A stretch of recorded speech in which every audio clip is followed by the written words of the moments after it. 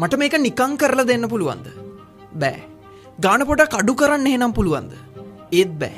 තමන් කිසියම් දෙයකට දක්ෂ නම්, තමන් කිසියම් දෙයකට ප්‍රවීණයෙක් නම් කිසිම තැනකදී කිසිම දෙයක් නිකං කරන්න අවශ්‍ය වෙන්නේ නැහැ.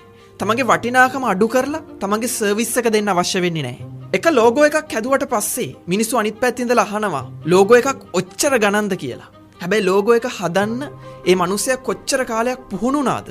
කොච්චර කෝසස් ගොඩක් ෆලෝ අප් කරාද කියන කාරණාව එච්චර ගාණක් වැඩි නැද්ද කියලා අහන මිනිස්සයා කවදාවත් දකින්නේ නැහැ.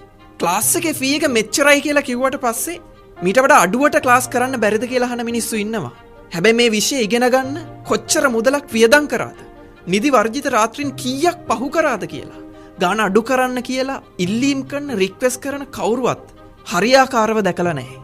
සමහර දේවල් කරන්න වැය වෙන්නේ තප්පර ගාණක් වෙන්න පුළුවන්. සමහර වෙලාවට මගේ සේවය ලබා දෙන්න වැය වෙන්නේ මිනිත්තු කිහිපයක්, පැය කිහිපයක් වෙන්න පුළුවන්. හැබැයි වැදගත්ම දේ මම අය කළ යුතුව තියෙන්නේ මම පුහුණුව ලබාගත්ත වසර ගානට මිසක් මම සේවය ලබා දෙන පැය ගානට නෙවෙයි. සමහර දේවල් හරිම ලේසියිනේ කියලා ඔබෙන් සර්විස් එක ගන්න කෙනෙක්ට ප්‍රශ්නයක් තියෙන්න පුළුවන්.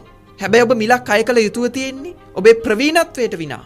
ඔබේ අගය අවම කරන්න හදන, ඔබේ අගය හැල්ලු කරන්න හදන අයව තෘප්තිමත් කරන්න නෙවෙයි.